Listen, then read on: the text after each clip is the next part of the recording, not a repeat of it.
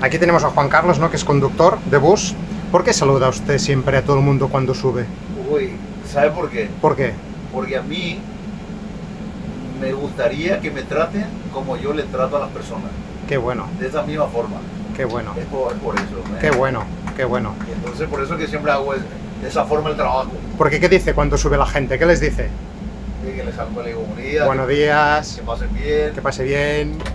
Y mira, y eso yo aprendí de mi abuela. Ajá, Mi abuela me enseñó de que yo tengo que saludar a la gente. Y realmente, y el que sale ganando es uno. Que realmente es cierto. qué bueno. Cuando yo más doy, es cuando más recibo. Pero yo no hago con esa intención, ¿vale? Yo no hago con esa intención de querer que sea recompensado, no. Yo creo que la persona se sienta a gusto viajando conmigo. Qué bueno.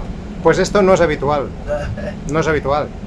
¿Qué le dicen sus compañeros cuando le ven así? No lo sé. No.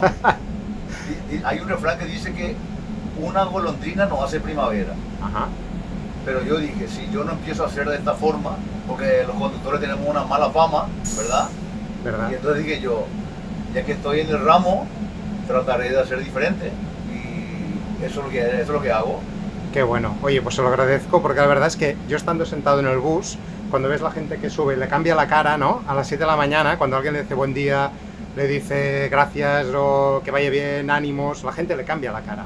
¿Es consciente de esto? El saludo, yo Sí, creo ¿no? que sí, porque muchos me lo han dicho. Vale, Y mira, me siento confortable por eso. qué bueno. Bueno, Juan Carlos, Vale, muchas gracias y a seguir con este ánimo el trabajo. Que no bajemos la guardia. Que no bajemos la guardia. Dale, Jordi.